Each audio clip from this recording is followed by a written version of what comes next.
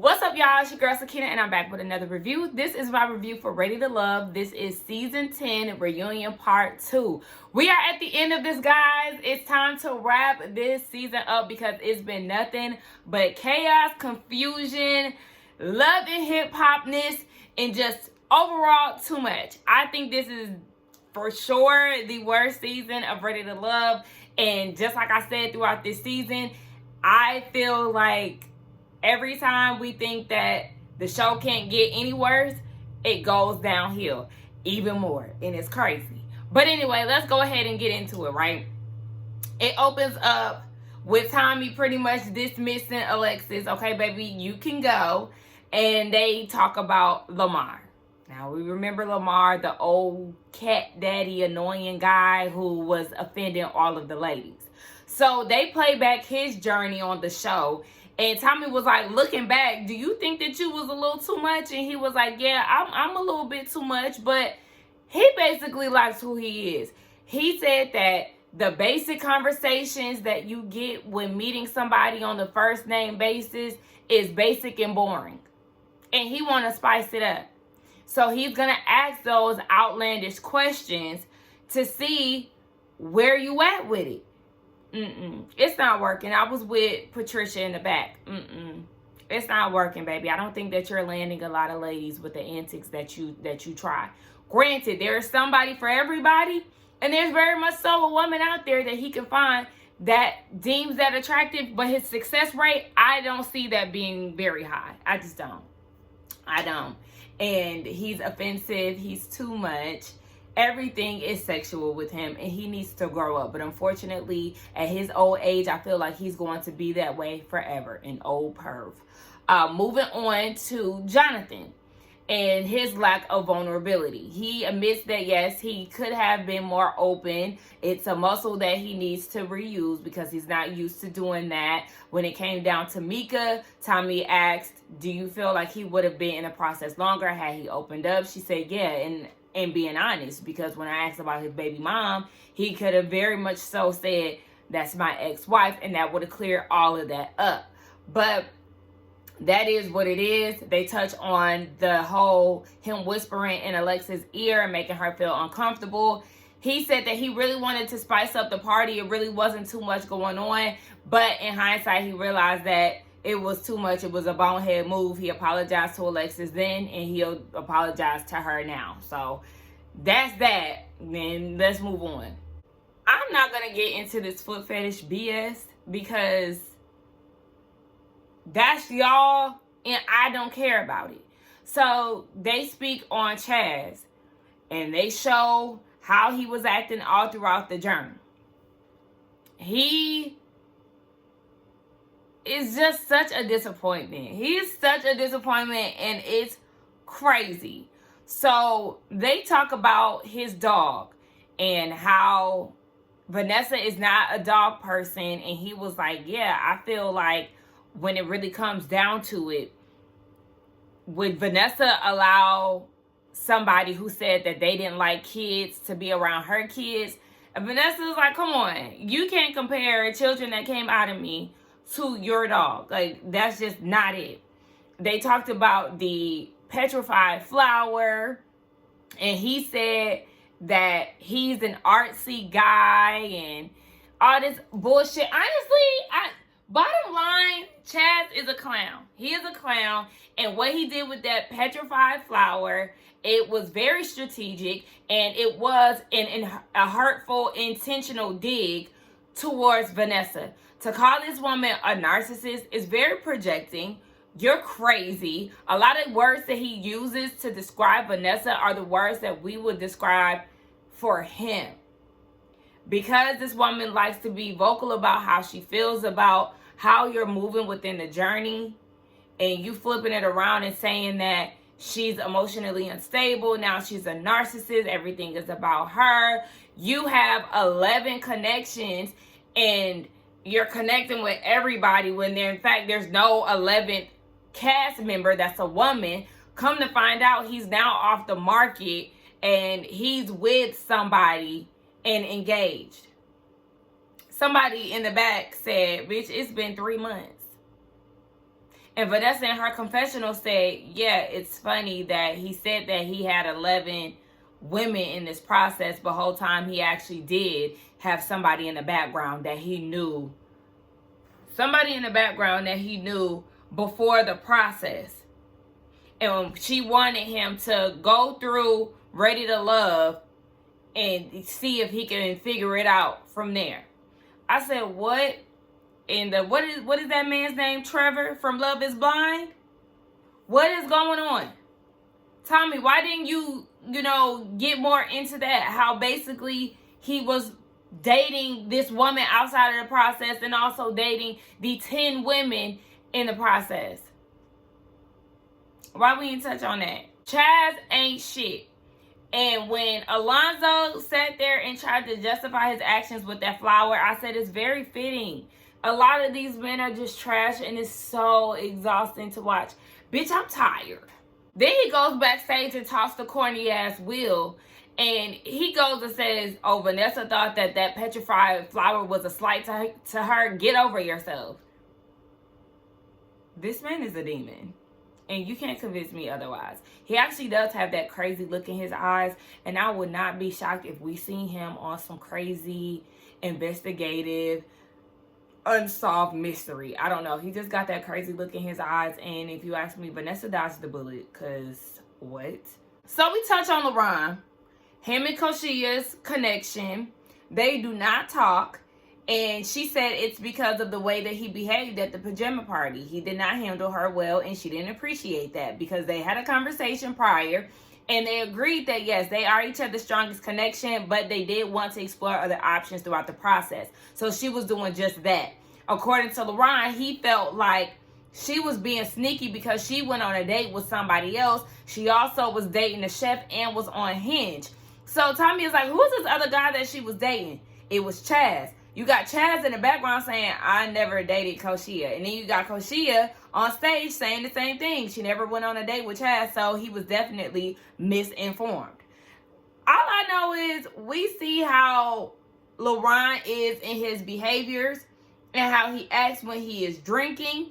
I don't know if I'm pretty sure he was drinking when he got into it with Maya that day, but they talked about where they are today. After Maya self-eliminated, he said that he went back to the streets. He was partying, he was drinking and everything else. And about 2 or 3 weeks later, he reached out to Maya. She responded back and he felt very happy about that. So it sounds like there might be an opening for them to, I don't know, pursue a relationship. I just know if a man is saying, fuck you, calling me a bitch and everything else, baby, there is no future because you are not going to talk to me like that. He's already shown his behavior with Koshia and he showed his ass when he was interacting with Maya at the club. I think not.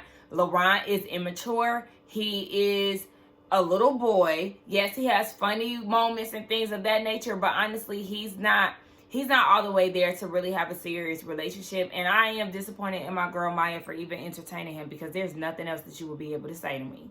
That was another thing too. LeBron tried to downplay the fact that Koshia was his strongest connection.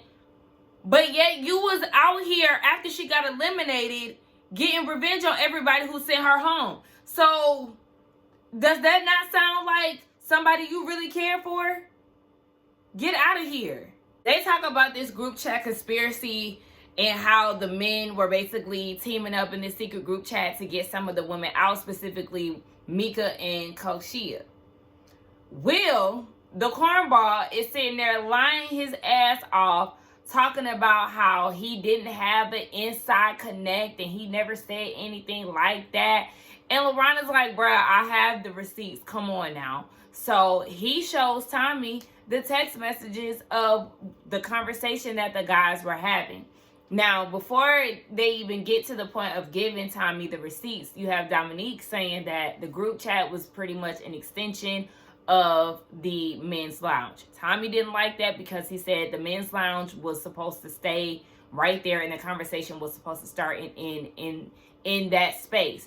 But for me, I kind of feel like them having an extension, it really would I be mad at that? I really wouldn't necessarily be mad at that as long as it wasn't to the point of the men going out of the group chat and talking to other women. And that's where they messed up.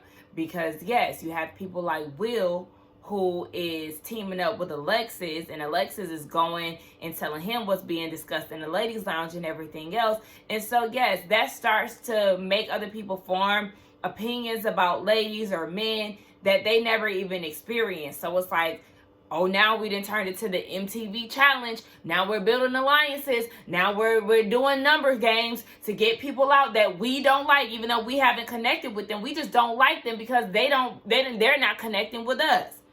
If Koshia did not like Will based on how he made her feel, she had every right to do that. But Will and Alexis were definitely the reason why this whole thing even came about, because they started running their mouths and going back and telling what was going on both sides. So Tommy read the text message and he was like, yeah, this is what you said. You said that you got an inside connect and that these two ladies, Koshia and Mika, trying to get out the two men that they think is the weakest links, but in fact they have the most swag. What kind of lame shit is that? And I'm kind of like paraphrasing. He said it, but I kind of said it out of order. But what kind of lame shit is that? Will, you just solidified you being even more of a cornball with that text. You sound crazy. And you think that you know the game, but you don't. Because you don't even have no game your fucking self. You're the lamest guy of all the... And that's a lame-ass group of men. Okay? Let's be real. And you the lamest one out of all of them trying to act like you know the game. And the fact that people keep clowning you for this fake-ass chain has me weak. LeBron got his ass together and was like, with your fake-ass chain. Do y'all notice he never says that his chain is not fake? He never says that. Because you know, you come on there and you try to lead with money and nobody gives a fuck about it. That's the thing. No one cares. You're a big liar. You're corny. You're lame.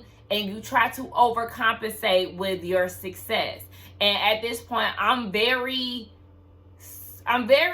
skeptical of the success that he has because he leads with money. But you know what? That goes back to a post that I seen earlier about how people behave in a weird way and they let their ego, get ahead of them. The ego comes from this void that they have.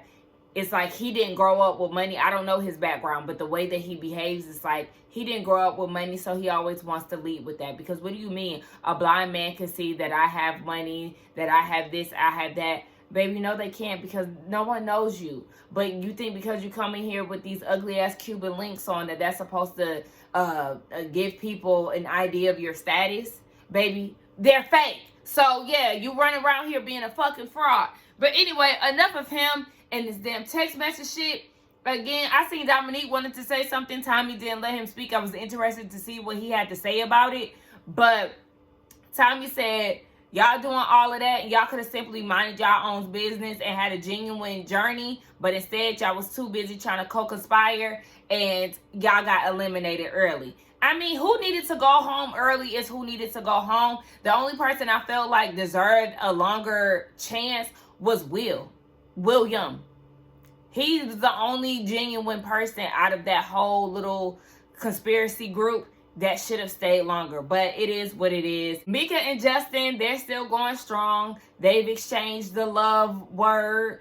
He does not have a key to her house. She does not have a key to his house. He has not met her kids yet. Just only FaceTime conversations. As far as having kids together, she still don't want kids. And he said he sees so much value in her that he's not going to allow that one thing mess up what he has with her. And that's nice. And I guess it kind of holds true to what he said when he was getting to know Rashina, as far as like him being okay with not having kids, I guess. But I don't know, because It's too much inconsistency with this whole kid situation, because you got him saying that he's come to terms that he may not ever have kids and he's okay without having kids, but then in the same breath he'll go and tell somebody else that he wants to have kids. And then you have Mika, who is once upon a time standing firm in her word as far as not having any more kids, but then she'll go in front of his family and say, oh, I would be interested to see how he is with a dad. And then she'll talk to Justin and be like, oh, well, I mean, I will have kids for the right person. Which one is it? Which one is it?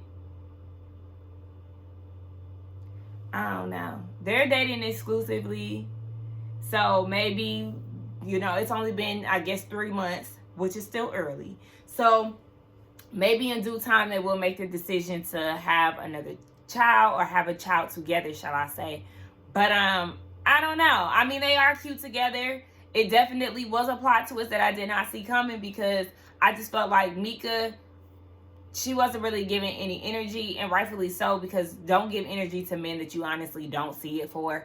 But it just kind of seemed like her days were numbered in the process, but she actually made it out on top. So shout out to them. Like I said, they look cute together, and I wish them happiness. They definitely were a breath of fresh air compared to all the BS that we've gotten throughout this whole shebang. So I was with Tommy when he said that. Glenn, again, could have stayed at home. This Glenn Cam, this speed dating, all of that was a waste of time. He was so uninteresting. He gave nothing. And y'all tried to make something out of nothing. And I'm actually with the subscriber. Shout out to you, who was in the comments, who said that he definitely said last week that he was there so he could not get fined, or so he doesn't get fined. So it does sound like a contractual situation that he had to show up to. But we don't know him, so we did not need to see him. Everybody is back on stage. The final thoughts, and we see that Mika and Justin, the end goal for them is marriage. You got corny ass Will talking about how he's balancing 2 women. He got that nervous twitch in them beady eyes that just tell nothing but lies. You can look at him and tell that whatever he's saying is a lie. I'm talking to 2 girls. Yeah. I'm talking to 2 girls that I'm trying to balance out. William and Patrice, they're going on a date to the fair. They've pretty much been still talking to each other. Alonzo making faces as well because he's salty. Please, stay salty over there. She don't want you no more. You blew your chance. Then we find out that Vanessa and Dom, they're still talking. They're dating. He said he trusts her and everything else. It looked like Chaz felt some type of way about that too. But oh, damn well. And then you got LaRon trying to confess his admiration to Maya. She said that the door is still open. She's giving him a few chances. So she just wants to make sure she's making the right decision. Do you, sis? Anyway, let's get the hell out of here. That was my thoughts on the Ready to Love reunion part 2. Honestly, watching this review made me sleepy. And it's 10:51 in the morning. I came on here real energized. And then the moment I start watching it, all energy went down. Okay? Let me get out of here. Let me review, or let me get out of here and let me get out of here, edit this video, and get it posted to y'all. I'll see y'all next season. But like I said, this season was definitely trash. I just cannot. I cannot. Anyway, let's get down in the comments and talk. Don't forget to like, comment, and subscribe to my channel. And I will see y'all.